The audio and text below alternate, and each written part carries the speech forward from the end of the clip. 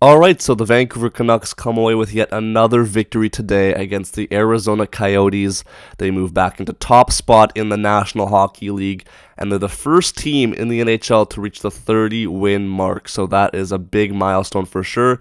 The boys keep reaching new heights, and I have to be proud of them for that. But although I am happy with the win, and this does make me sound a little bit spoiled here, I wasn't too happy with a couple of things that went on throughout the game, which I will get into momentarily.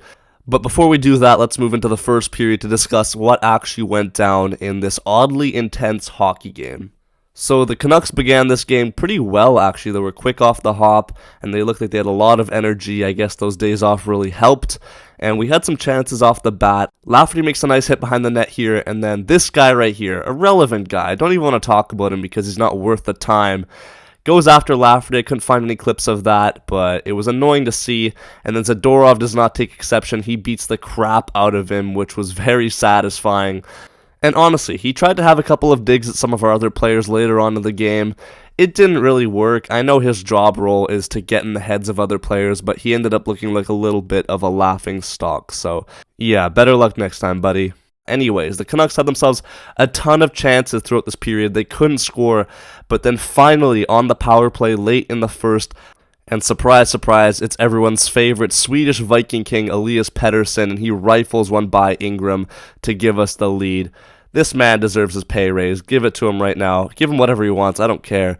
The man is popping off right now. But anyways, the Canucks did work really hard to get this lead. It would be a real shame if the Coyotes, on their fourth shot of the game, came back to tie it up, wouldn't it?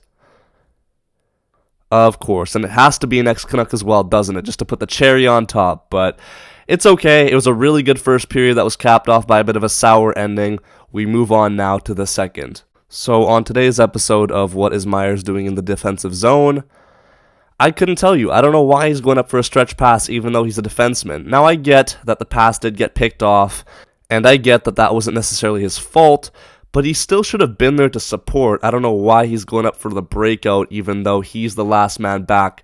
Didn't even pick up Cooley, who had himself a chance there, and then Myers ended up taking a penalty, his second of the period in short succession. So, I don't know, have your way in the comment section below. It's not that big of a deal. The Coyotes did have some chances on it, but they didn't score, so I guess it was fine. But here is my problem.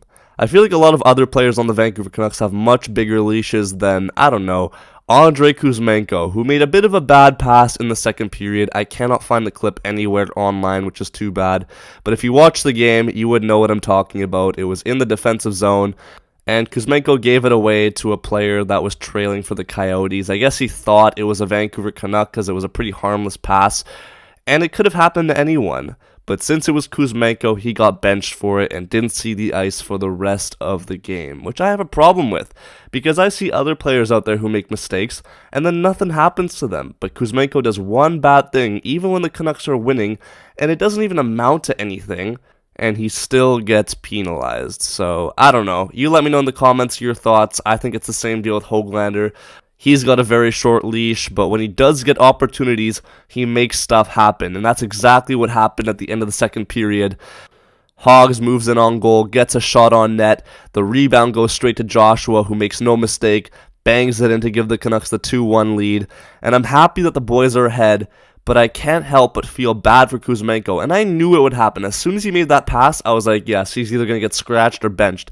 And he got benched directly after. Didn't see the ice for the rest of the game, but surprise, surprise, he was actually able to make his way onto the ice at the end of the game to congratulate Demko on the victory, which is a pretty big shock to me given that he wasn't allowed one shift in the third period.